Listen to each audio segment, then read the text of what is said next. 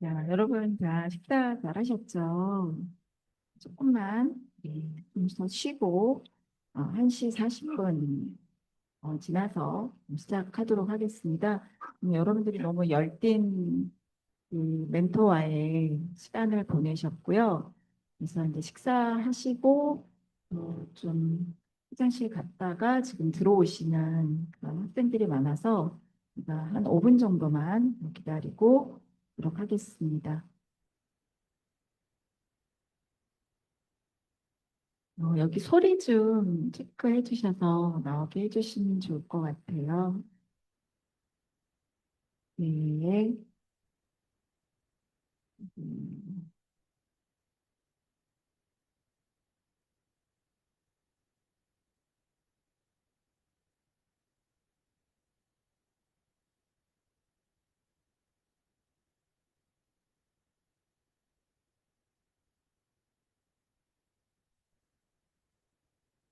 플라크 닮았다라는 얘기를 많이 들으셨나요? 나이가 가늠이 안 되는 외모. 국회의원 5번, 4년 곱하기 5번, 20년 국회의원 생활하시고, 이제 현재 나이가, 음,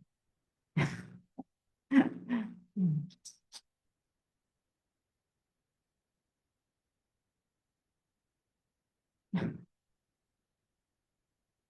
네. 지금 다른 방에서 이제 멘토링 하시는 분들이 아직 덜 끝나서 이제 오시는 중인 것 같습니다. 그래서 조금 더 이제 3분 정도만 더 기다렸다 시작하도록 하겠습니다. 문화예술위원회 뭐 영국에서도 굉장히 아트 카운슬이라고 해서 영국의 문화예술인들을 지원하고 또 그들에게 여러 가지 기회를 주는 공간을 열어주는 그런 곳이거든요. 그 문화예술위원회가 아르코라고 대학로에 있어요. 그리고 예술가의 집도 있고 저도 옛날에 연극에 관심이 많아가지고 대학교 3, 4할 때 대학로를 많이 왔다 갔다 했었는데 그런 장소에 있습니다.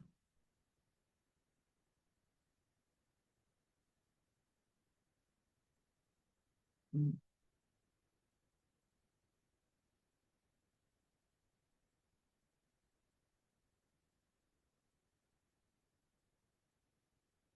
자, 오늘 강의해 주실 내용은 우리 이번 주제가 borders, 경계거든요. 근데 그 경계를 그 민주화 허무는 운동을 했던 사람들이 고초를 겪던 곳이 네 군데가 있었는데 남평, 남영동, 남산, 서빙고. 저는 이 서빙고만 안 가고 세 군데 다 가봤어요. 그것도 별이 세 개시네요.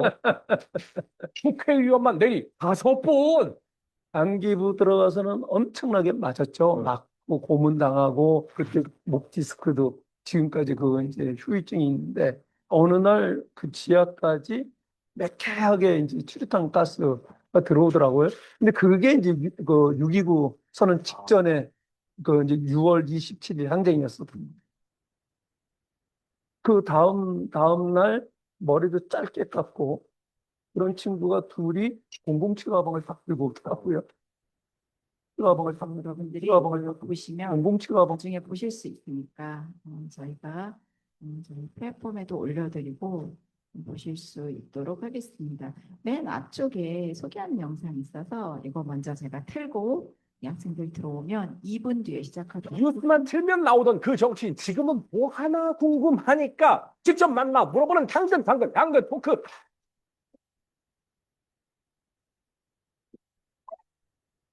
망토 보이십니까? 빰빠바바바바바바. 필요한 곳이면 어디든지 출동하는 여의도의 슈퍼맨에서 이제 예술 문학의 슈퍼맨이 됐습니다. 국회의원만 내리 5번. 제45대 문화체육관광부 장관하고 이제는 문화예술계에서 가장 바쁜 기관장이 된 한국문화예술위원회 정병국 위원장님이 나오셨습니다. 반갑습니다. 예, 반갑습니다. 제가 소개를 대신 하도록 하겠습니다. 영상으로.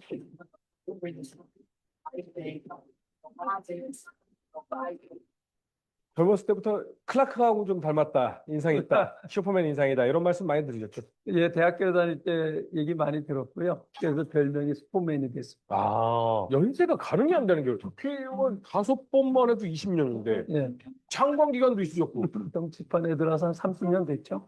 10년도 하셨는데 제가 와 외모야 뭐 그렇다 치는데 몸매가요. 뭐 따로 운동을 하고 계신 거예요? 운동은 많이 하죠. 학교 다닐 때는 학생 운동했고요. 아, 이 운동을 하셨군요. 무리 가지 않는 운동으로 매일 등산을 해요. 5시 반에 일어나서 산에 올라가고요. 그럼 그간 즐겼던 스포츠는 어떤 스포츠가 있어요? 운동왕 슈퍼맨의 현재 직책은 한국문화예술위원회 위원장입니다. 문화예술위원회 여러분 대학로에 가고요. 월요일 날 신청하면 에스프레소 정병국 커피를 위원장이 어떻게 정치에 입문하게 됐는지부터 차근차근 이야기를 해보도록 하겠습니다. 멋진 어른입니다. 그래서 오늘 우리 정병국 위원장님께 이 문화예술이 얼마나 힘이 센지 이 슈퍼맨으로부터 한번 문화예술계의 대표이신 정병 위원장님으로부터 경계를 허무는 이 문화예술의 힘에 대해서 배워보도록 하겠습니다. 여러분 큰 박수로 맞아주시면 고맙겠습니다. 예, 반갑습니다. 뭐 아까 한 반 이상은 멘토 시간에 이미 대화들을 많이 하셔서 그 멘토 시간에 대화를 하면서 느낀 게 이 강의가 필요 없을 것 같아요.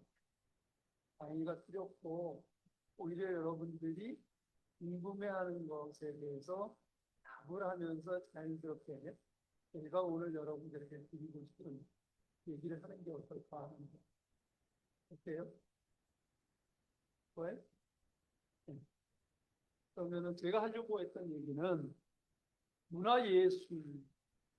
여러분들 대한민국이 문화강국이다. 그러면 동의해요? 왜? 물어봐서. 물어봐서 문화강국이라고 생각해요. 이게 발견이잖아. 그러면은 조금 더 강력해요. 왜 문화강국이라고 하는지.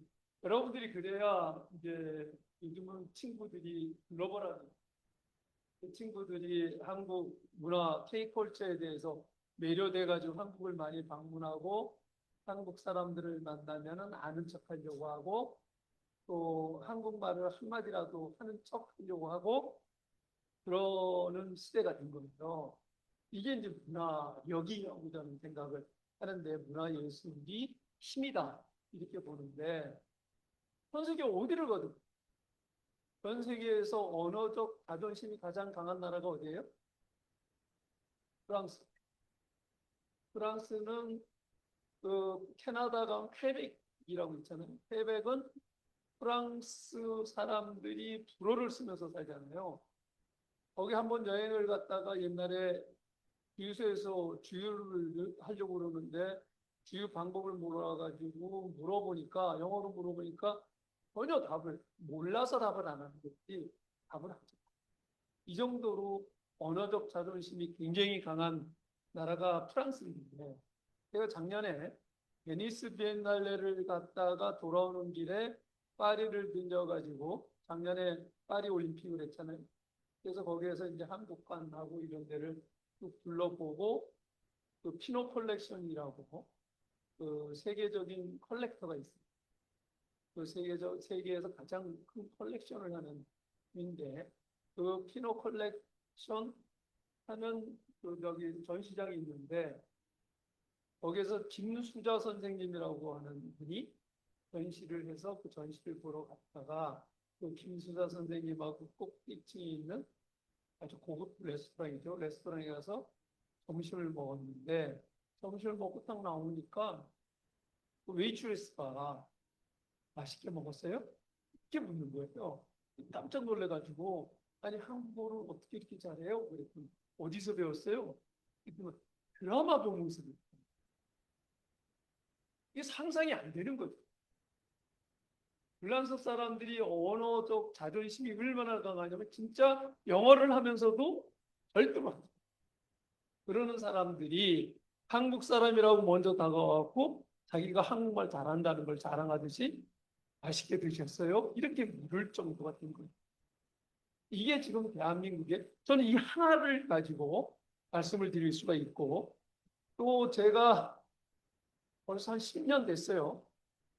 10년 됐죠. 그 싸이 강남 스타일이 막 한참 유행할 텐데 이제 쿠바를 그때는 이제 그 문어가 개방이 안 됐고 그 미국에서 쿠바 가는 걸 금지했고 수교도 안 됐고 근데 우리가 이제 외통위 위원들이 수교를 해보러 가자. 그래갖고 이제 거기 처음으로 페루를 통해서 들어갔습니다.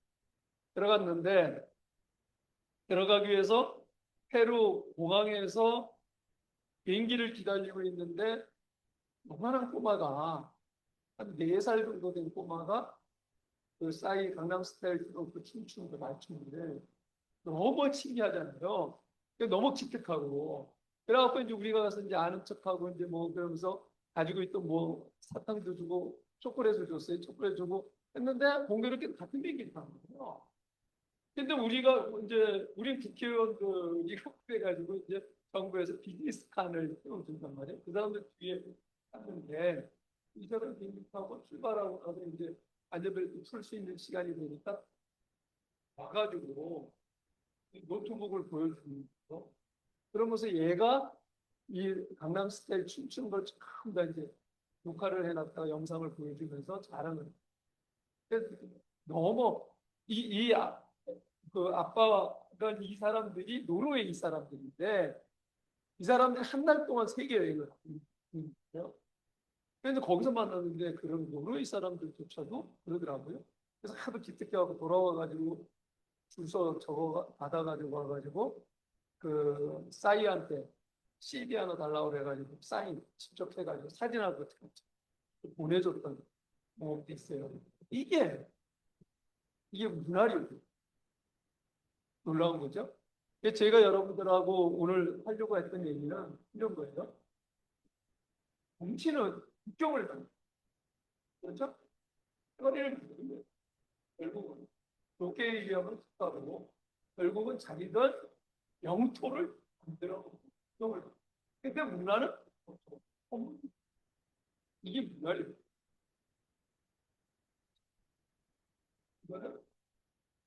이거는 그죠? 그리스 파르테논 신전. 이거는 콜로세움 로마에. 이거 몇 년도에 만들어졌죠? 이거 기원전 10년 전에 한 500년 전에 만들었어요. 기원전 500년 전에. 이거는 한 서기 5, 6년 네. 이거는 뭐예요? 이거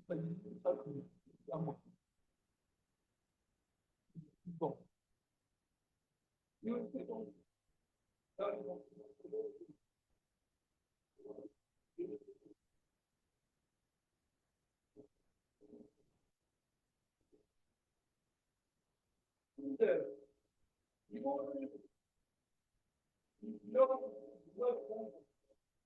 이거를 나라들은 존재하지 않죠. 그래서 우리에게 전달되는 의미는 생활에게 그런 가르침을 받았죠. 역사는 회복하는 사람의 몫인 거예요. 역사뿐만이 아니라 문화예술도 보는 사람들의 몫입니다. 작가는 만들었지만 작가의 것이 아니라 보는 사람의 것인 거예요. 그러니까 이 지도는 보면 지금 내가 본 거는 1890년대 그 지도였는데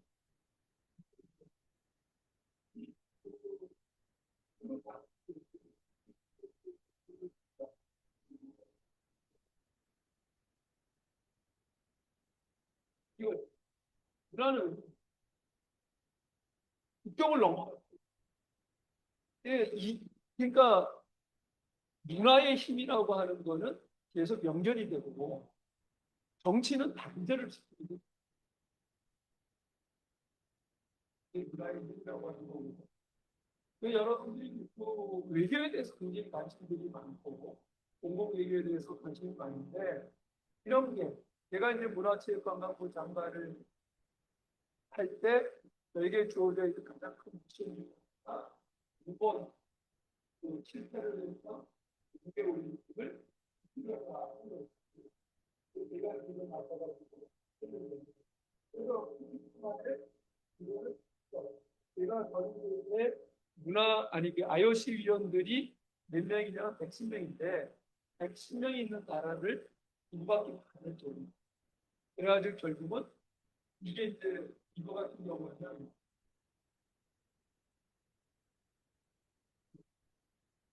같은 경우는 그 IOC 위원들이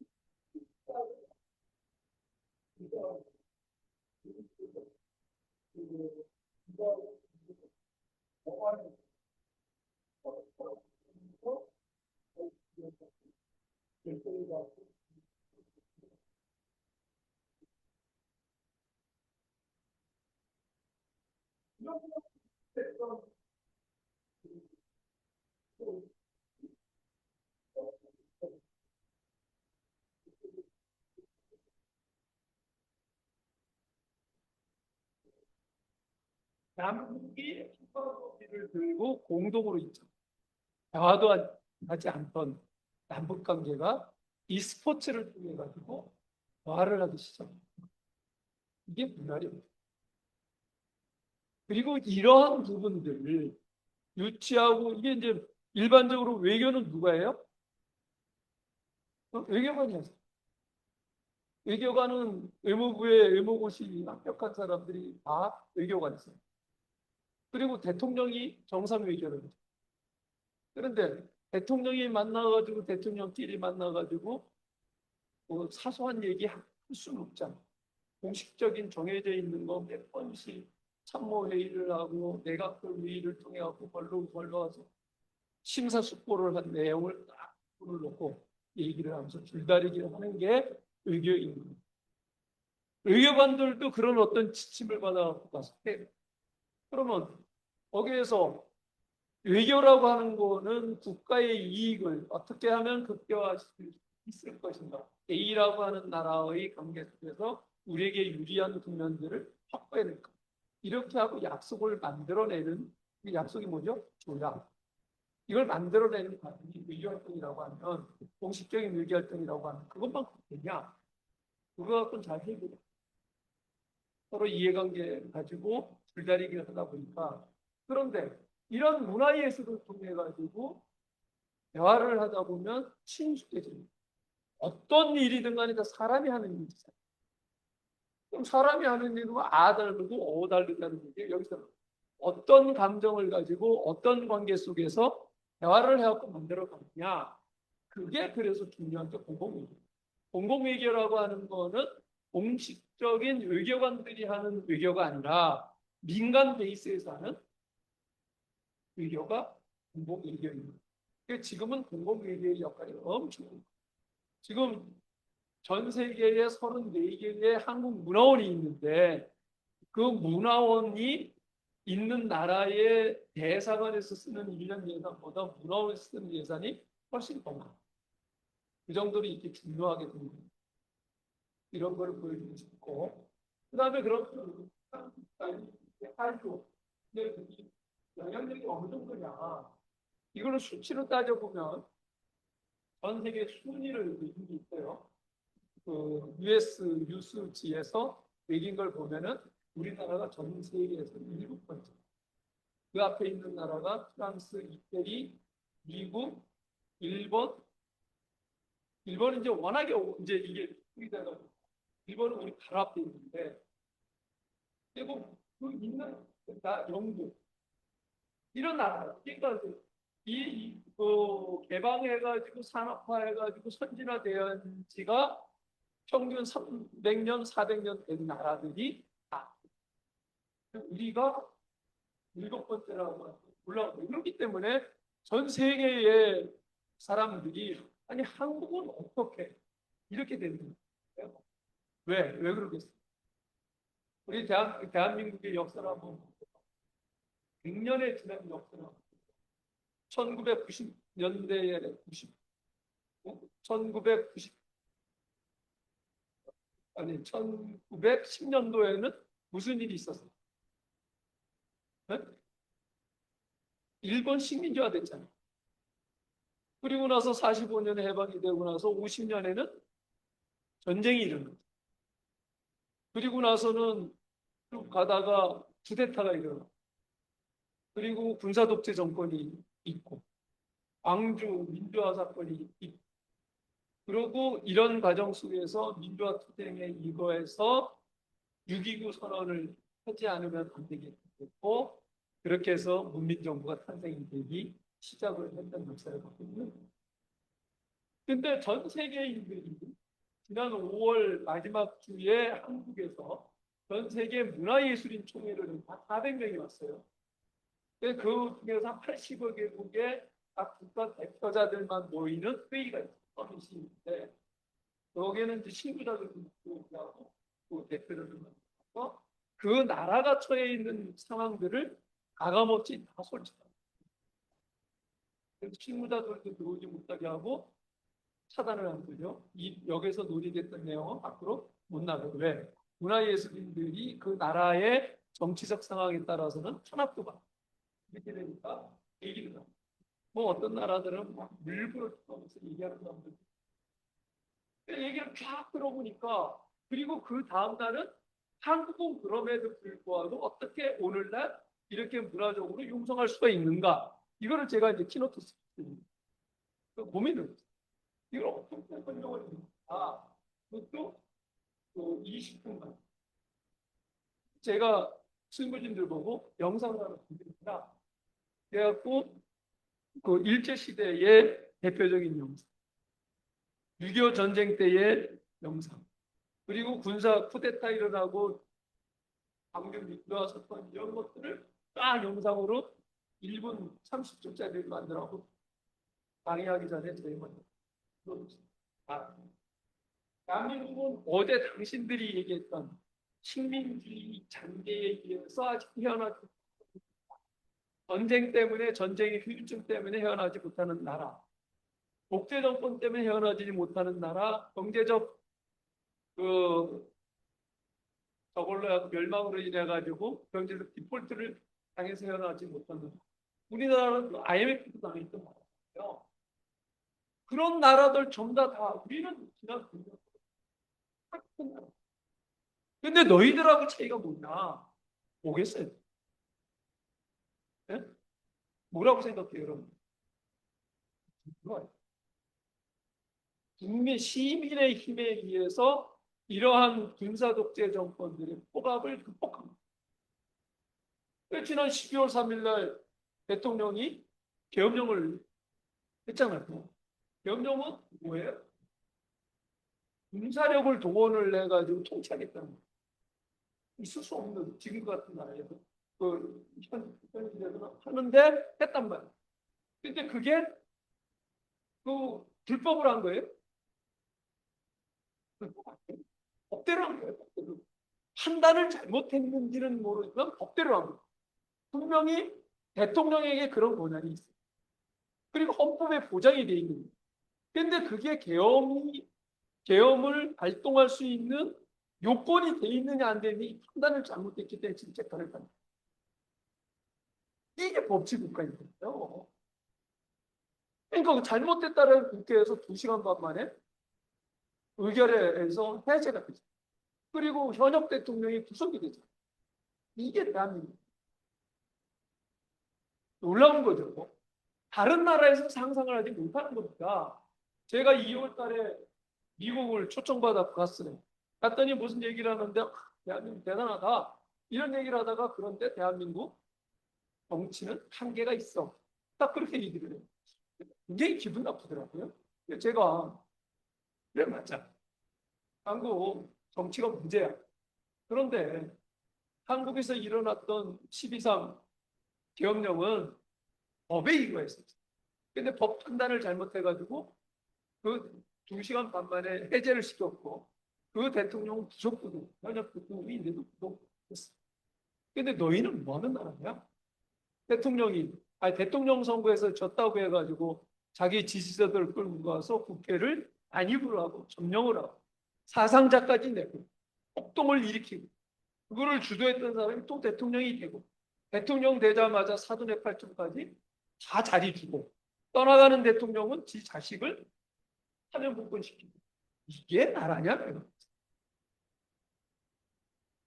어느 나라가 또 이게요? 대한민국. 여러분도 그 생각해요. 놀라운 겁니다.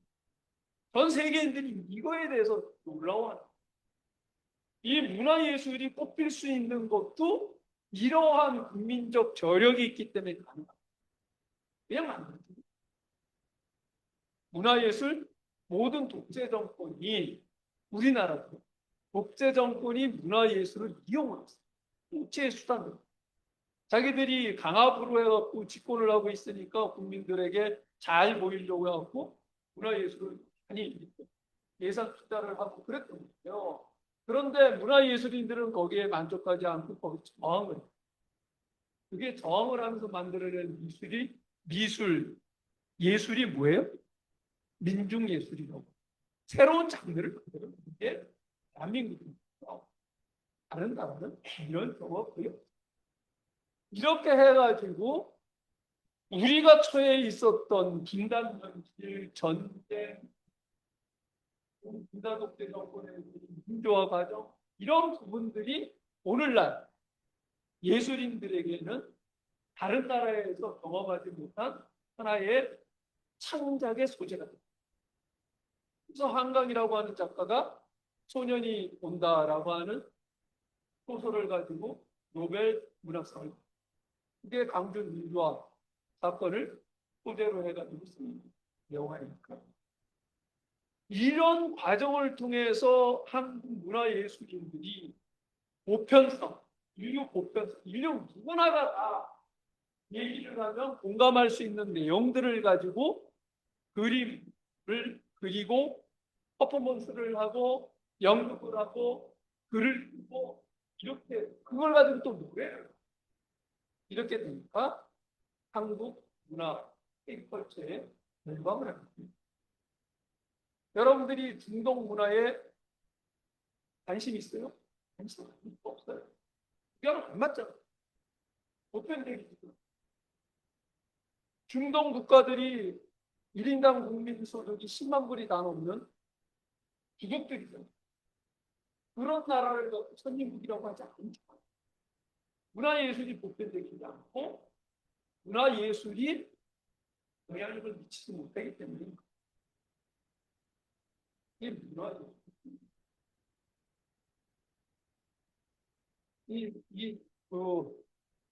보세요. BTS가 일본에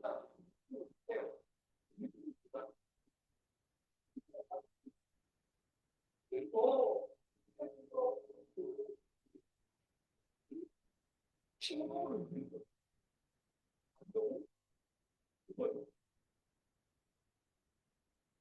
그러면 오디오 게임이 엘리사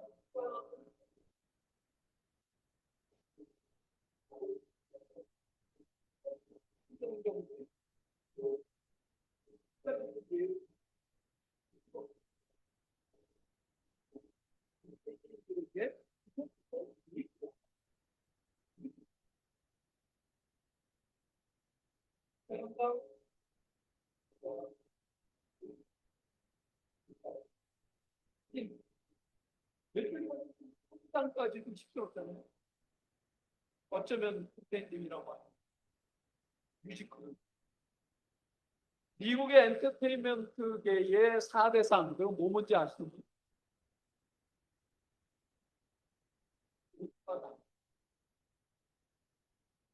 여기서 나왔던 그레이미상. 그리고 또 뭐가 있어요?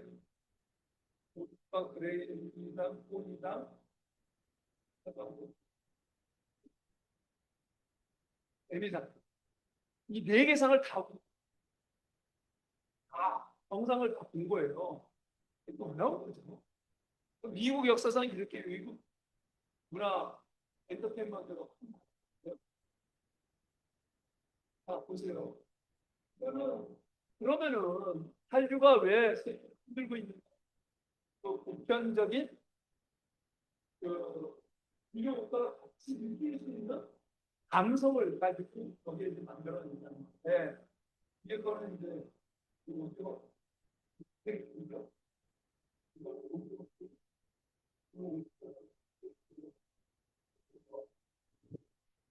보편적 메시지가 있다. 인류면 어느 나라 사람이든지 함께 느낄 수 있는 그 보편적 메시지가 있다는 거고, 그리고 다른 나라가 따라올 수 없는 디테일 기술도 우리 대한민국이 뛰어. 그렇게 되니까 그러니까 그 연출력도 뛰어나. 이렇게 되니까 사람들이 좋아할 수밖에 없는. 그리고 아티스트를 한나라는 사람이 가지고 있는 매력, 여러분들이 가지고 있는 이렇게. 제가 12년 전에 장관을 했어요. 장관을 할 때, 뭐, 가면 공연을 많이 보잖아요. 발레를 보러 가면, 유니버셜 발레단 같은 데에는 외국 발레리나 발레리노들도 있어. 비교가 안 되는 거야. 발레리나 발레리노하고 한국 사람들이 키가 작아. 몸이 좀 단단하고. 근데 태국 사람들은 몸이 좀 작아.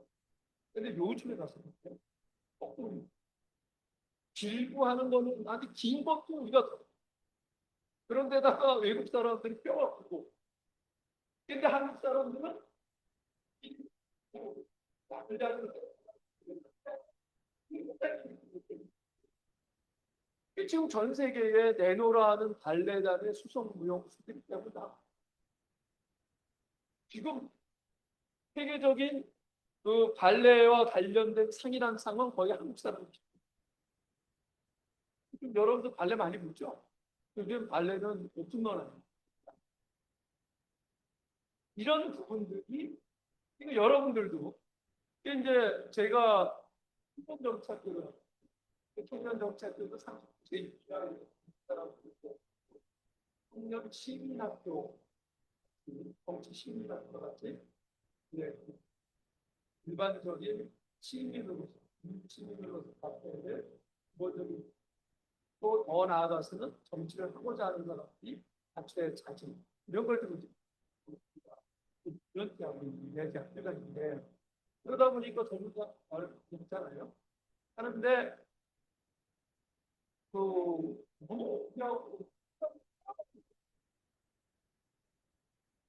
그러고 그 일본 얼마 전에 신문에 난 거 보니까 한국 MZ 세대들이 이미 유럽보다 북부라파에 있는 사람들 빼놓고 그 중부 이하에 있는 유럽 사람들보다 한국 사람 키가 더 평균 키가 여러분들 세대의 평균 키가 아시아에서 제일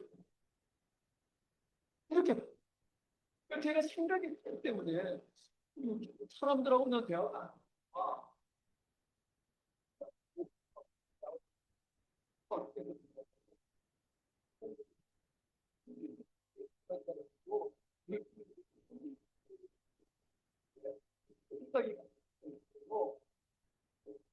장관님 때문에 인사가 뭐였어요?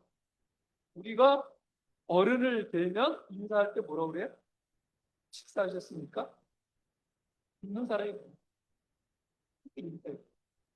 여러분들 뭐라고 그래요? 뭐 먹었어요? 요즘엔 볼딱 먹는 시대가 있는 거죠.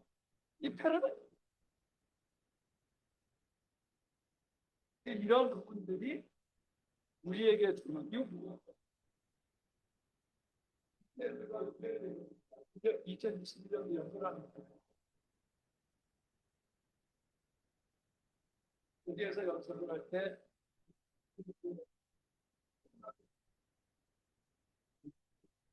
되고 이랬던 시대에 모든 인류가 다 강조하고 미래가 없다 이렇게 난 없다 너무 우울한 상황에서 여기서 원수 때문에 일본이니까 넘어져는 공부가 있고 아자를 있다. 그럼 우리 이거 레트라이고 레트 기본 이렇게 얘기했는데 왜 살아있다 그냥 가자.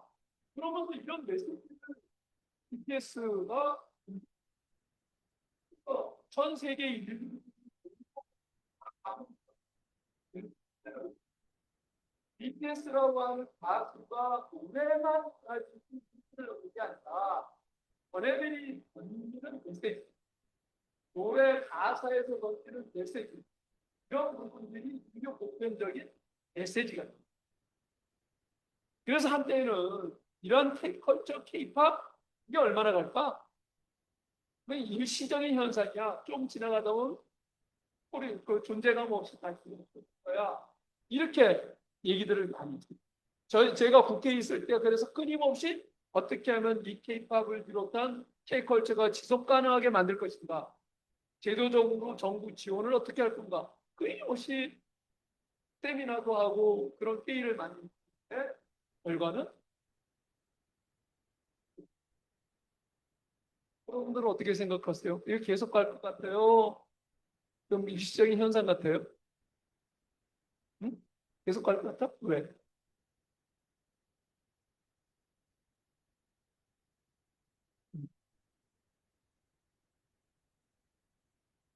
일단은 하고 시작을 했잖아요. 그게 이제 드라마도 받고 영화도 받고 그렇게 됐어요. 지금은 뭐로 갔어요? 홍보, 코스메틱. 이런 모양 내는 것까지 이제 한국으로 따라서. 이제 이 문화의 힘인데 이 K컬처를 통해 가지고 먹는 것도 지금 바꾸고 있고 입는 것도 바꾸고 있고 얼굴 꾸미고 몸 꾸미는 것도 바꾸고 있는 거예요.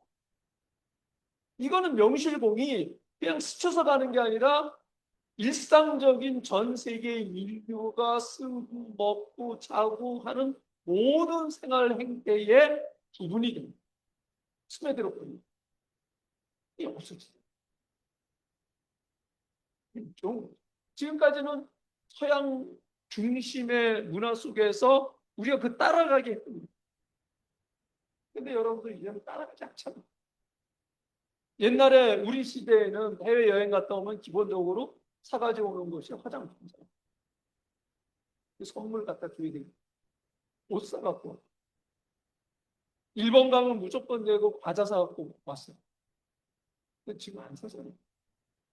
거꾸로 일본 사람들은 한국에서 한국 과자 사고 동남아시아에서 온 사람들이 한국 과자 사갖고 지금 미국 사람들도 한국 화장품 사려고 줄을 서 이런 식으로 이게 문화력.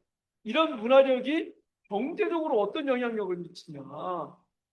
내가 장관을 할 때 어떻게 해서든지 더 문화 파트 쪽에 예산을 더 갖고 오려고 기재부한테 막 읍소리. 기재부 실무진들이 뭐라 그러면 장관님 인풋이 있으면 아웃풋이 있어야 될 것 아니에요. 아니 아웃풋이 없는데 왜 자꾸 예산을 놓쳐주면 어쩌자는 겁니까? 이렇게 나한테 얘기해요. 근데 문화예술이라고 하는 게 분야가 지금 당장 투자를 하면 바로 결과가 나오는 거 아니잖아요. 그냥 늘 이렇게 얘기를 하면서 제일 먼저 닦으면 문화 파트 예산부터 먼저 깎아. 그러니까 이제 문화예술인들이 막 게임하고 막 그래갖고 현상 유지 이렇게 끌고 왔어. 근데 지금은 작년, 재작년서부터 계속 진축제잖아요. 경기가 안 좋고 그래요. 전 세계가 다 그렇지만 그렇게 되니까 세수가 줄어드니까 진축 재정을 할 수밖에 없어요. 그러면은 예산 편성을 하는데 한 10%씩 깎고다. 근데 문화예술 쪽은 오히려 올해도 2.4%가 늘어나. 기재부 공무원들이 안 깎거든. 왜? 아웃풋이 나오는 거예요. 지금 우리나라 산업별로 수출하는 양을 보면 1등이 뭐 같아요?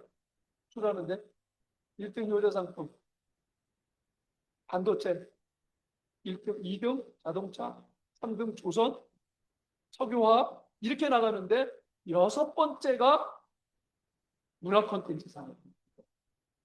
1년에 132조 불을 쏟지. 문화 콘텐츠 산업. 근데 앞에서 있었던 모든 산업은 다 원자재를 수입을 해오고 있어요.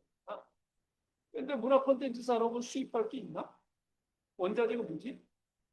사람이죠. 그러니까 부가가치가 가장 생산 유가도 가장 높고. 이렇게 되니까 기재부에서 9조씩 막 나오니까 플러스거든요. 지금 새로 된 대통령도 300조 시대를 150조 시장 규모거든요. 300조 시장 규모를 만들겠다. 뭐 산업 분야고 요즘에 청년 취업 얘기들 많이 해요. 그런데 여러분들은 선배들이 일자리가 없어서 취업하지 않는다고 생각해요? 아니에요. 한쪽에서는 사람을 못 구해서 난리. 그래서 외국 근로자를 200만 명을 수입해 오지 않으면 안 되는 거예요. 여러분들이 원하는 일자리가 없는데 여러분들이 원하는 일자리가 뭔가를 조사를 해봤더니 이런 문화 콘텐츠 분야의 서비스 분야에서 일을 합니다. 이런 일자리를 1억 불을 수출하면 3천 개의 일자리가 만들어지는 분야가 문화 콘텐츠 분야예요. 이게 경제적 가치도 굉장히 높다. 이런 부분을 얘기를 해보고 싶고. 자, 이제 문화예술. 여러분들 이제 같이 있는 사람들이 정치권을 바라보면서 한심스럽다. 이제 뭐 이런 얘기들 하시는 분들 많잖아요. 근데 이게 뭐 정치만 그런 게 아니야. 우리 사회 자체가 엄청나게 갈등이 심하다. 그래서 우리나라가 전 세계에서 갈등 지수가 제일 높은 나라 중 하나예요. 그래서 뭐 이 갈등 때문에 지불해야 될 비용이 무려 1년에 240 뭔가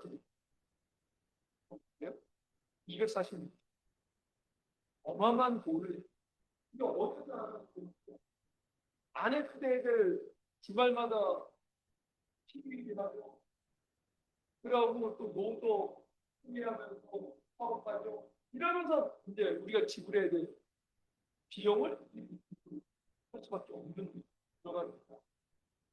이거를 어떻게 해결해야 될 거냐 하는 거예요. 근데 여러분들 이 갈등 구도가 심각한 이유가 여러분들 뭐라고 그러세요?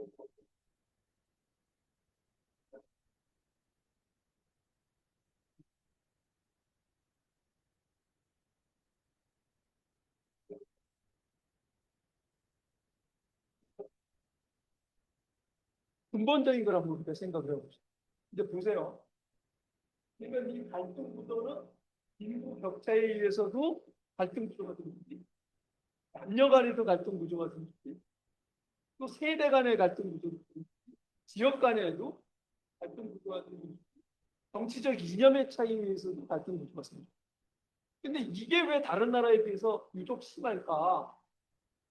이거는 뭐냐면은 다른 나라는 3, 400년 동안 이런 과정을 단계적으로 거쳐왔는데 우리는 100년 동안 앞에 있는, 다른 나라가 수백 년 동안 겪어야 될 거를 100년 동안 압축적으로 다 겪어. 그러니까 나같이 후진국사에 태어난 사람들, 여러분들 같이 선진국사에서 태어난 사람들 이게 혼재돼가. 내가 학교 다닐 때에는 초등학교 다니고 중학교 다닐 때에는 원조품인 강냉이죽을 받아먹고 학교를 다녔던 사람이 지금은 장관이 되고 국회의원이 되고 전 세계로 원조를 주로 다니는 이런 나라가 됐어요. 그러다 보니까 혼재돼 있어요. 그러니까 상당히 차이가 엄청나게 있고 그러니까 갈등을 찾죠. 집안에서도 부모하고 자식들 간에 기본적으로 그 이유가 거기. 근데 이 갈등 구조를 어떻게 쳐야 될 거냐 하는 게 저는 그 답이 문화예술이라고 생각합니다. 여러분들 보세요. 이거는 예를 들어 상품이라고 하죠. 이거는 작품이라고 합니다. 이것과 작품과 상품의 차이가 뭘까요? 네?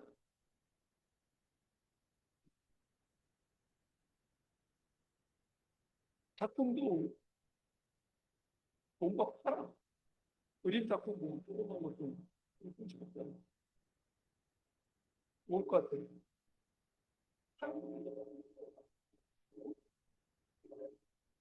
작품은 위다. 생각이 하나밖에 없어요. 뭐 사진 같은 거는 에디션 100번까지 찍지만 할 때까지 그 한정돼 있는. 그렇기 때문에 비싼 거예요. 이게 작품입니다. 이 작품이라고 하는 건, 예술 작품이라고 하는 것은 나야 창작입니다. 유의적입니다. 이 다르다라고 하는 작품을 놓고 보는 사람들의 관점이 하다 생각합니다. 그래도 어쨌든 간에 이 작품을 보고 그러면서도 보는 관점이 하다고 부담을 만들어. 그래서 저는 아까도 우리가 멘토 시간에 그 얘기를 했는데, 리더십 얘기를 했는데, 저는 이 시대, 이 다원화되어 있고 복잡한 이런 시대에 필요한 리더십이 뭐냐? 저는 이게 바로 문화적 리더십이다. 다르다라고 하는 것을 인정할 수 있는 그런 리더십이 이 시대에 필요한 리더십이다. 그렇게 생각합니다. 그래서 이것도 문화를 통해 가지고 우리가 만들어낼 수 있는 거다.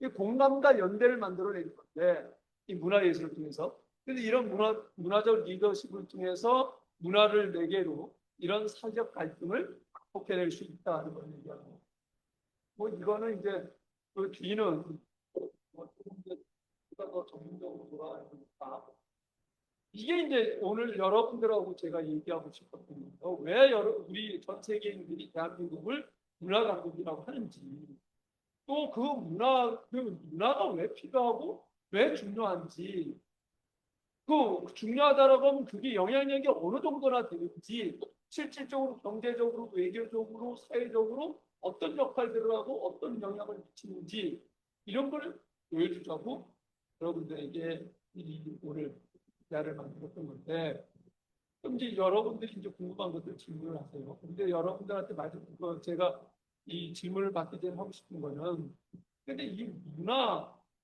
감수성이라고 한 하나쯤만, 아까도 얘기를 했지만 난 여러분들이 정말 존경스러운 게, 딴 사람들은 20 때문에 학원 가고 다 그런데 여러분 이 자리에 가.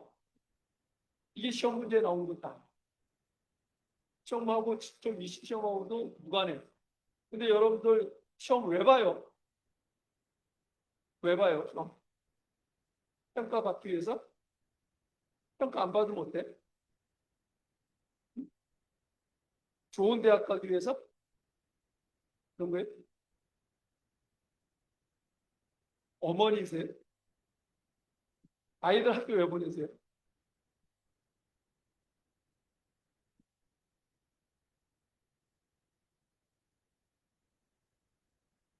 학원도 보내세요? 왜 보내세요?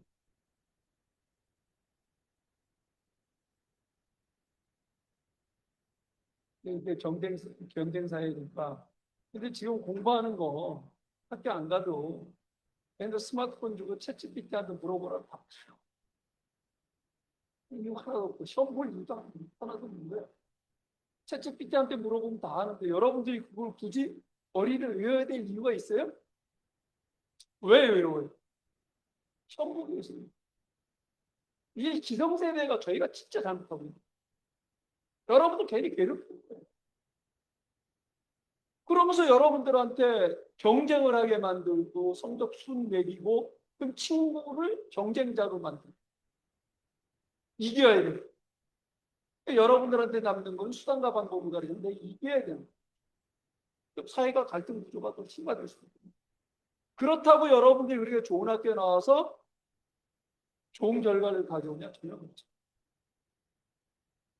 제가 국회에서 이게 이제 학교의 학교 폭력도 너무 심화되어 있고 뭐 여러 가지 갈등 요인들 많고, 이걸 어떻게 극복할 건가라고 해서 인성교육 실천 포럼을 만들어서 여야 의원들 69명이 참여를 해서 계속 문의 제가 회장이 돼서 했는데 그래서 중2 하나님도 무서워한다는 중2들을 중2만 저희들이 이제 뽑았는데 어떻게 뽑았냐면은 학부모가 그 학부모의 회장 감독거나 학교 운영위원회 위원이거나 이런 사람들만 뽑은 거예요. 이게 부모하고 학생하고 같이 국회에서 캠프를 여는데 방학 동안에 여는데 2박 3일 동안을 같이 들어와서 자고 먹고 그러면서 강의를 했어요. 학생들은 학생들끼리 들을 때가 있고 부모는 부모들끼리 들을 때가 있고 같이 들을 때가 있고 정말 잘못된 시스템에 의해서 지금 하고 있는 거를 시험 보기 위해서 올인을 한 거예요. 부모 세대는 노후 준비를 해야 될 돈들을 거기다 놔주죠. 자식한테 투자를 했으면 옛날에 우리 시대에는 투자를 하면 자식이 대여섯 명 되고 한 사람한테만 투자를 하고 한 사람이 대학 나오면 다 대충 먹고 살아요. 지금 그게 아니에요. 그러니까 한두 자녀인데도 해가지고 올인해서 투자를 했는데 부모 세대보다 여러분들이 사회에 나가서 직장에서 벌어오는 돈이 부모 세대보다 못해. 그럼 같이 부모 자식이 하향으로 떨어지는 거예요. 계층 떨어지는 거예요. 왜 이 시스템이? 이 교육이라고 하면 수단이에요. 여러분들이 살아가는 수단을 가르치는 거야. 살아가는. 그런데 아날로그 시대에는 지금과 같은 교육이 많았어요. 그때는 어디 가서 내가 지식과 정보를 얻을 데가 없으니까 선생님이 앞에서 칠판에 써주면 열심히 받아서 외워가지고 내가 머릿속에 넣어야 더 많이 는 사람이 경쟁력이 있는 거야. 좋은 성적을 내는 사람이 경쟁력이 있는 거야. 근데 지금은 그게 아니에요. 어줍지 않게 여러분들 머릿속에다 지금 입시 공부한다고 머릿속에다가 지식을 넣잖아요. 그 지식이 여러분들의 상상력을 가로막는 벽이 돼요. 그러면 새로운 지혜가 나오지 않는 거예요. 상상력이 안 나오는 거예요. 그래서 제가 대기업의 인사 담당자들을 불러다 놓고 임원들을 불러다 놓고 얘기를 들어보니까 소위 말하는 스카이대 나온 사람들, 성적 좋은 사람들 뽑으면 처음에 1, 2년은 잘한대요. 시키는 거면 너무 잘한대요. 그런데 1, 2년 지나고 나서 대리급이 되고 자기가 직접 주도적으로 일을 할 때는 전혀 못합니다. 다시 재교육을 시키는데 1인당 재교육을 시키는데 벌써 그게 10년 전인데 1인당 6천만 원이 들어요. 이게 우리 현실입니다. 그런데 부모님 입장에서는 다른 애들 다 학원 가고 열심히들 하는데 이렇게 되면 큰일 날 것 같고 경쟁이 나와요. 근데 다행스러운 거는 요즘에 시골로 아이들을 제가 지역구가 양평 여주였는데 학부모 간담회를 했는데 대부분이 가보니까 원주민들이 아니에요. 어디서 오셨어요? 대치동에서 왔다는 거예요. 아니 대치동에서 왜 오셨어요? 애 교육 때문에 왔습니다. 그런 거예요. 한 어머니가. 아니 다른 사람들은 대치동을 못 가서 난리인데 왜 거기서 오셨어요? 그러면 이분이 제가 대치동 1세대입니다. 그래갖고 남들이 얘기하는 대로 소위 말하는 스카이 대학 나왔고 결혼해갖고 남편은 의사고 강남에서 개업해갖고 잘 사는데 우리 애가 낳고 커가지고 초등학교를 들어갈 때쯤 되니까 옛날 자기 생각이에요. 우리 애를 이런 지옥과 같은 교육을 시켜야 되나? 어디로 애를 보내면 행복한 교육을 시킬 것인가? 이 고민을 찾아오는 데가 양평입니다. 요즘 그런 사람들이 생기기 시작하고 학교 교육을 거부하고 홈스쿨링하고 대안학교 보내고 이런 사람들이 굉장히 많아요. 그 사람들이 다 교육의 요체는 요즘에 4차 산업혁명 시대의 교육의 요체는 어떻게 하면 여러분들이 나의 특장이 뭔지 내가 제일 잘하는 게 뭐고 또 내가 제일 좋아하는 게 뭔지 찾는 거예요. 그런 걸 하려면 어떻게 해야 돼요? 많은 경험을. 근데 직접 경험을 다 할 수가 없으니까 책을 많이 보라는 거예요. 간접 경험이라도 통해서 그런 과정 속에서 이거를 내가 이게 감독이 진하게 오고 이게 내가 좋아하는 거예요. 이렇게 찾을 수 있어야 돼요. 저는 이게 절대적으로 필요하다. 그래서 오늘 이 자리에 다른 사람들은 학원 가는 시간에 여러분들 이게 뭐 대학교 들어가고 뭐 하는데 경영 스펙이 돼서 온 건 아니지. 그건 아니지. 정말 저는 중요하다. 그래서 이 문화라고 하는 게 그 하루아침에 되는 감수성이 만들어지는 게 공감대가 만들어지는 게 아니에요. 그래서 여러분들이 좋아하는 것도 연극을 보거나 영화를 보거나 책을 읽거나 무용을 보거나 발레를 보거나 이런 과정을 통해 가지고 음악을 듣거나 미술 감상을 하거나 미술관 박물관을 가거나 저는 결혼을 해가지고 제가 진짜 우리 아이들한테 잘해준 거는 다른 건 없는데 이거는 진짜 잘해. 우리 큰애는 돌 지나자마자서부터 공연장을 데리고 거의 일주일에 한 번씩 데리고 가는데 근데 공연장 못 데리고 가요. 그리고 우리 집사람하고 1막씩 교대를 보면서 아이가 홀에서 다 뛰어놀거든요. 그러면서 이제 모니터 보면서 그 계속성을 보는 그리고 1막씩 바꾼 거예요. 그리고 맨 마지막에 커튼콜 할 때 우리 아이 데리고 가서 분위기만 근데 정말 잘했다는 생각이 드는데 지금 우리 아이가 지금 33살인데 대화를 해보면 지금까지도 그 아들인데도 뭐 저희 또래들 얘기를 해보면 아니 어떻게 아들하고 그렇게 대화를 진지하게 이렇게 하냐 살갑게 하냐 근데 그게 공감력이 거든요. 공감력. 우리 딸은 좀 늦둥이라서 지금 이제 대학원 이제 요번에 졸업을 하는데 마찬가지. 이 문화예술을 어렸을 때부터 이렇게 접하게 만든 것이 뭐 사춘기 뭐 이런 게 없다고 전혀 없고. 근데 그거는 왜 내가 그랬겠냐? 제가 여기까지 올 수 있었던 건 제가 학부는 사회학, 석사는 행정학, 박사는 정치학. 어느 분야에도 문화예술과 나하고 무관해요. 20년을 정치를 했어요. 근데 제가 문화예술계에 원로들이 오는 자리에 와서 이 일을 했대요. 이 일을 할 수 있었던 부분들은 이렇게 만든 게 중학교 2학년 때 연극 캠페인이 전해져. 중학교 2학년 때 처음으로 봤던 연극 캠페인이 나를 일으켰어요. 여러분들, 그러니까 이 문화예술이라고 연극이든 노래든 영화든 그림이든 뭔지 모르게 여러분들 와서 찔르는 게 있을 때 여러분들이 거기에 따라서 움직이게 되면 인생이 바뀐다. 그래서 그 시대는 우리가 그런 여건은 여러분들이 너무 좋겠고 좋은 시대에 태어나서 좋은 나라에 태어나서 정말 좋은 여건입니다.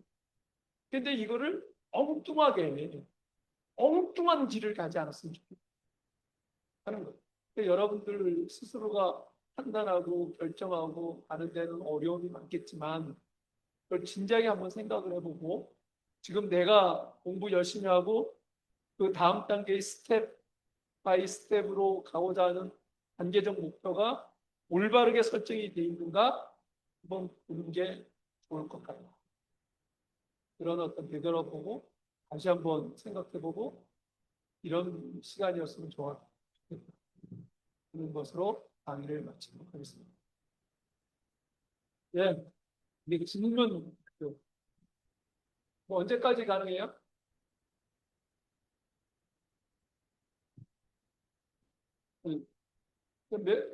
혹시 예.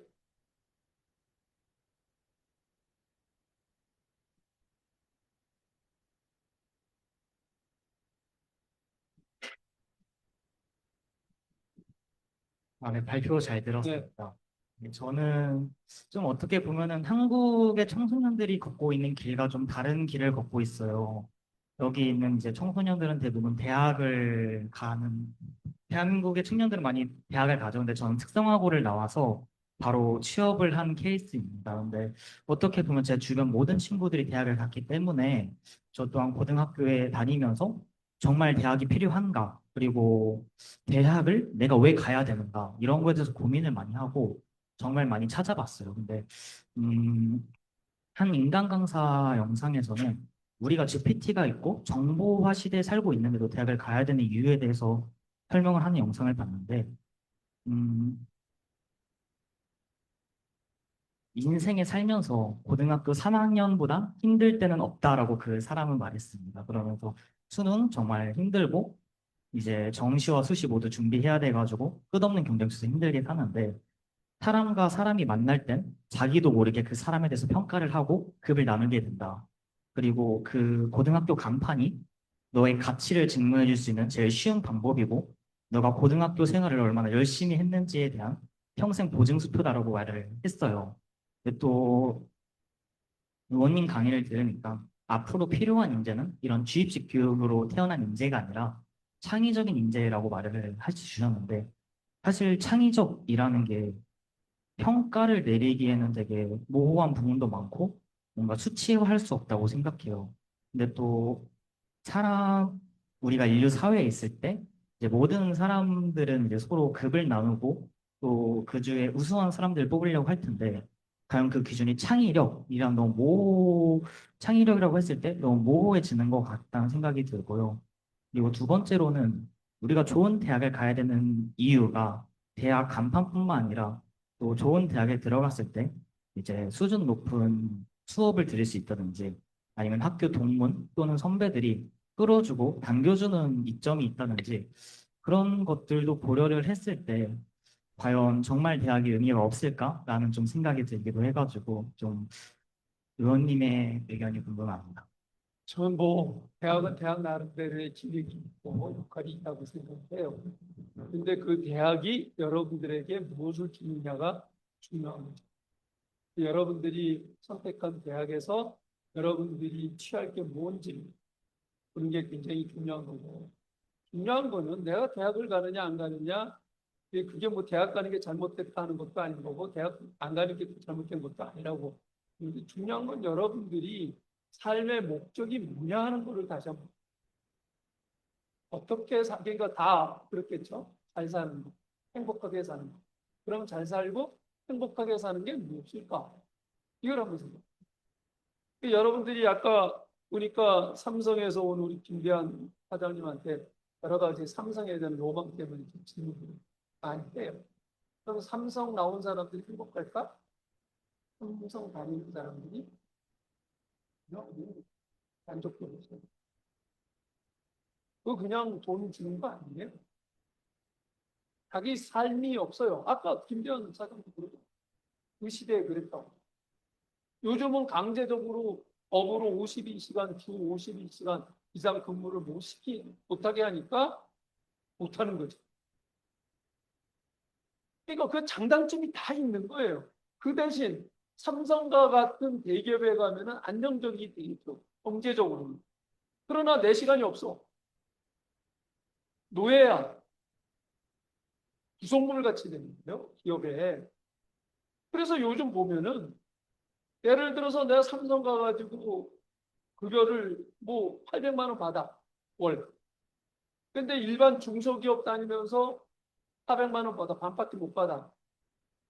그런데 여기는 시간적으로 훨씬 여유가 있어. 여기 가는 사람 많아요. 지금 저희가 지금 우리 위원회 직원들이 첫 월급이 한 300만 원 정도. 근데 4, 500만 원 받던 사람들이 여기 와. 이 사람은 문화예술이 좋아서 오는 거야.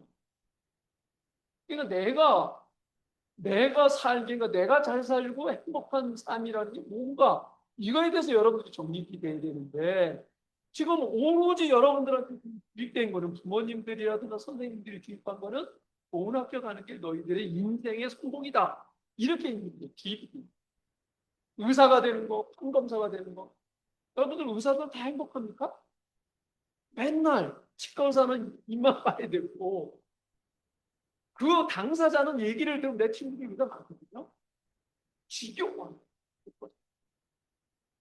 그러니까 어디에다가 내 삶의 목적을 두느냐에 따라서 선택이 여기는 다릅니다. 그건 이제 학교 어디 가고 이 뭐 하는 것은 다 수단이에요. 근데 수단을 가지고 여러분들의 근본적인 목적, 내가 사는 목적, 이걸 흔들지 말아요. 이거를 근본적으로 다시 한번 생각을 해보는 게 지금 여러분들은 여유가 없어. 지금 딱 짜져 있는 데를 뭘까? 여기서 낙오가 되면 영원한 낙오자가 돼요. 아까 제가 멘토 시간에 얘기를 했지만 저 사무소한 사람이에요. 고등학교도 떨어져, 대학교도 떨어져, 그리고 깜빵까지 갔다 왔어요. 그럼 깜빵 갔을 때는 끝났다라고 생각하지 않고 일반적으로 생각해요. 이런 사람들이 다.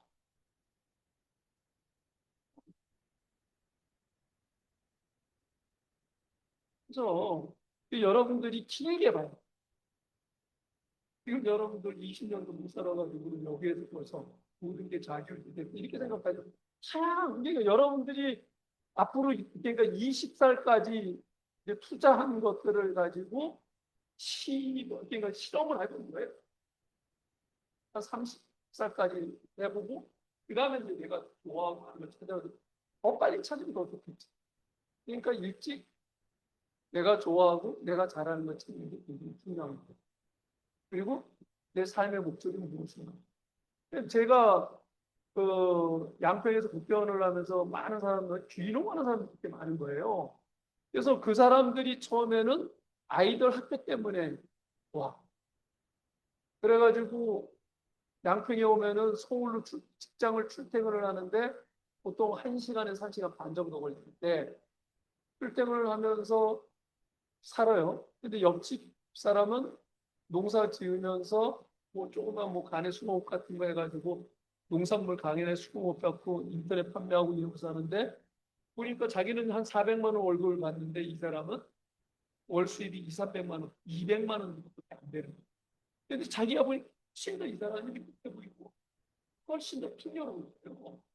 근데 그러면서 한 몇 년을 애들이 학교 이제 졸업하면 서울로 올라가겠다라고 생각하고 내려왔던 사람이 보니까 이 삶이 괜찮은 거예요. 이 사람들은 수입은 2, 300만 원, 200만 원 정도가 되지만 먹고 사는 거를 자급자족하니까 이 사람보다 훨씬 더 여유롭고 농사 짓는 게 일 자체는 힘들지만 시간은 굉장히 여유롭고 그래도 이 사람들이 귀농하는 사람들 많이 봤어요. 그러니까 행복의 척도가 어디 있느냐. 내가 한때 이제 경기도지사를 출마를 하려고 경기도에서 사는 사람들을 전부 다 서빙이라고 합니다. 그런데 평균 경기도 위성도시에 사는 사람들이 하루에 3시간을 출퇴근하는 시간에 씁니다. 3시간. 그럼 거기서 1시간만 내가 줄인다고 생각해. 그럼 1시간을 내가 4시간을 갖는데 얼마나 행복해지겠어. 그래서 내가 1시간 더 행복해집니다. 라고 하는 책을 썼는데 내가 도지사가 되면 이렇게 만들겠다라고 하는 책을 쓴 거예요. 그렇듯이 지금 내가 지금 투자하고 있는 것들이 나를 근본적으로 얼마나 행복하게 만들 건가. 이걸 생각해요. 밀려서 같은. 예. 또. 예.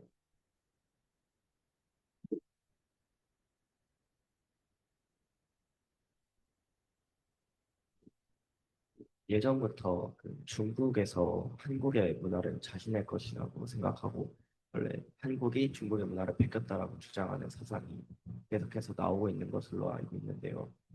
그것에 대해서 대한민국 현재 대처는 어떤지 그리고 선생님에 대한 생각은 어떤지 궁금합니다.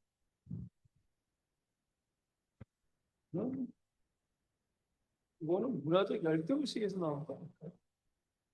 신경 쓸 필요 없어요. 다른 사람들이 인정 안 하죠. 다른 나라에서. 우리가 그걸 예민하게 받아들일 이유가 우리 건데. 우리는 서양 것도 갖다 우리 거를 만드는 거. 이거를 우리 거라고 주장하지 않잖아. 케이팝이라고 하는 게 팝송이라는 게 서양 음악이잖아. 근데 우리 걸 만들었잖아. 우리가 서양 거라고 얘기하지 않지. 서양 거 우리 거라고 얘기하지 않지. 다른 사람들이 인정하는 거죠. 문화적 열등의식이잖아. 저는 뭐 그거는 뭐 전혀 두렵지 않고 어느 나라도 엄청나게 돈을 투자를 해가면서 지금 케이팝 따라잡겠다, 축구 따라잡겠다 안 되잖아. 그거는 못 되면 안 되잖아요. 체제 때문에. 아까 우리나라 이 내공의 그 힘이 뭐라고 그랬어요? 민, 민주적 사회가 아니면 절대로 죽어도 안 돼요. 성공한 나라가 없잖아요. 선생님. 역사적으로. 그리고 과거의 제국주의 사회 때 그 그리스나 로마나 다 잘 나가다 왜 망했어? 그 제국화가 심화되면 다 망했어.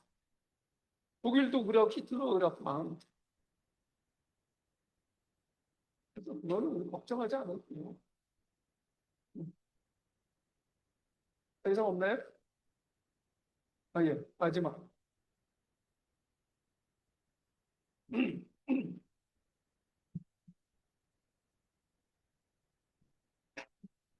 안양고등학교 1학년 조희연입니다. 우리나라의 갈등 여러 가지 정치 이념이나 젠더들 세대 말고도 많이 있는데 음, 이런 갈등의 원인도 세대 혼재에 있는지 있다면 어떻게 얽혀 있는지 궁금합니다. 간단하게.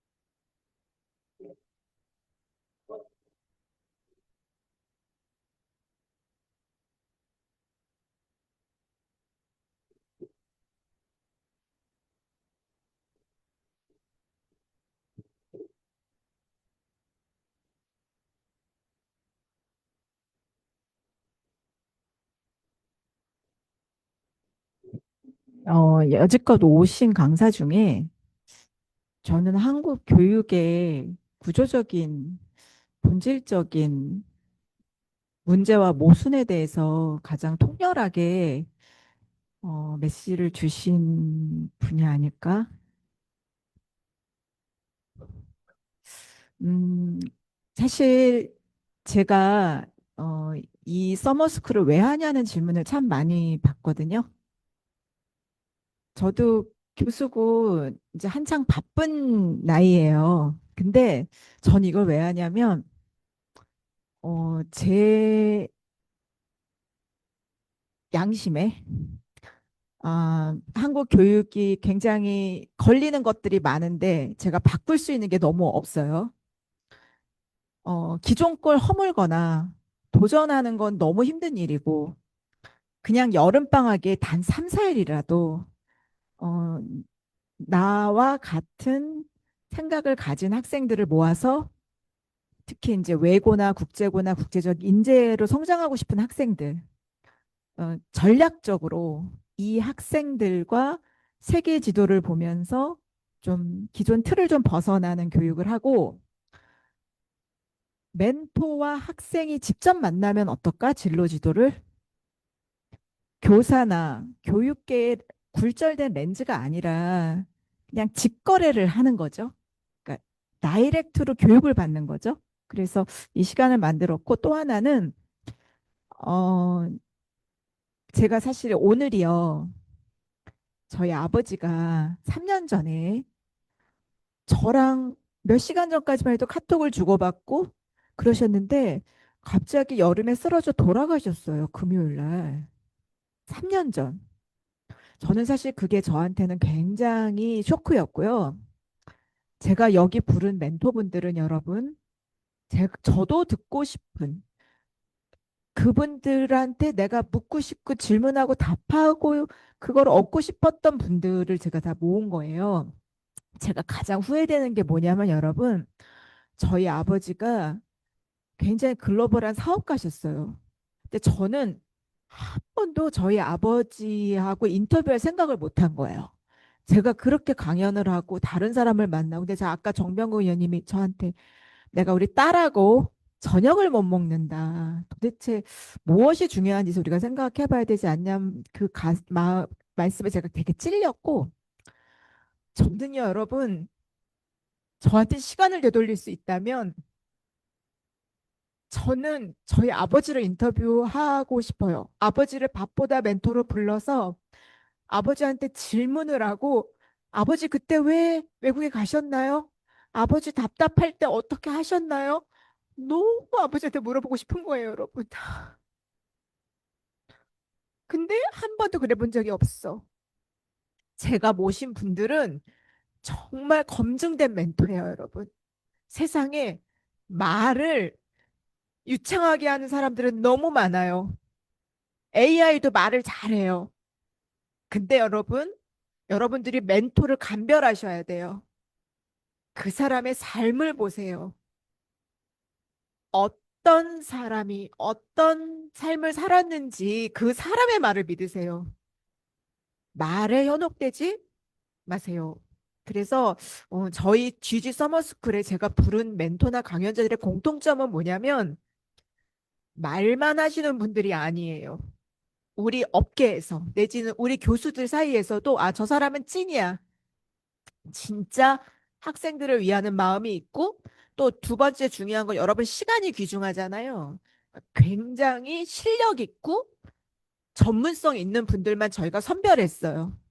그래서 모셨기 때문에 여러분들이 어떤 질문을 해도 그분들을 유연하게 다 받아주실 수 있는 분들이에요. 그런 교수가 흔치 않아요. 요즘은 모든 게 다 정형화되고 정해진 폼에서만 답을 할 수 있는 교수들인데 저희가 모신 멘토와 저희가 모신 교수님들은 어떤 질문에도 자신감 있게 답변해 줄 수 있는 그 분야의 정말 찐 전문가들이시거든요. 그게 저희 이 GG 서머스쿨의 저는 강점이라고 생각합니다. 그리고 여러분들이 다 너무 좋은 질문을 해주셔서 제가 정말 감사합니다.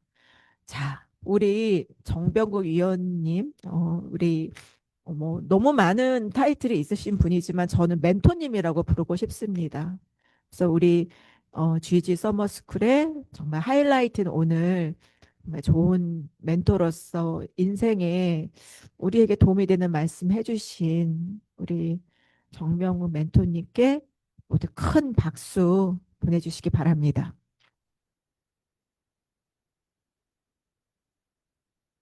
여러분들이 위너예요. 그래서 우리가 언제 또 이분을 다시 볼지 모른다. 오늘이 우리가 마지막 날일 수도 있다. 무엇이 가장 중요한 것인지를 성찰하는 그런 시간이 되었으면 합니다. 자, 올해 이제 두 번째인데요. 저희가 계속 이어지길 바라고 여러분 답답한 한국 교육의 작은 숨통이라도 저희가 돼서 마음껏 질문하고 내가 인생에서 궁금한 것들을 물어보는 그런 공간이 계속 지속됐기를 바랍니다. 네, 여러분 정말 감사하고요. 자, 일단 조금 분위기 바꿔가지고요. 우리 한 10분만 쉬고 시작을 할 텐데요. 레나타를 비롯해서 저희 플랫폼에 여러 나라에서 연결된 친구들이 있어요. 그래서 우리가 직접 비행기 타고 왔다 갔다 할 수는 없지만 커넥터그라피로 같이 할 수 있는 시간 그리고 세계 지도를 보고 우리가 가고 싶은 나라 내가 행복할 만한 곳을 찾는 방법 한번 우리가 실험해 보면 어떨까 싶습니다.